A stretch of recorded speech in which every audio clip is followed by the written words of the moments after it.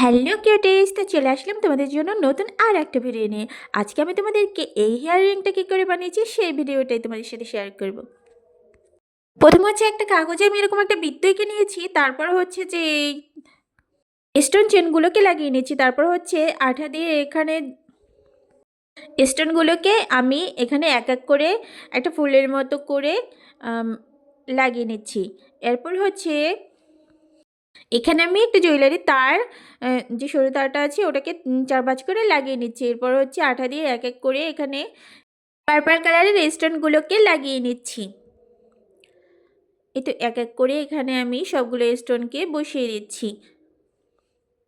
এই হেয়ারিংটা দেখতে কিন্তু বেশ সুন্দর হয়েছে, আর এটা তৈরি করা খুবই সহজ।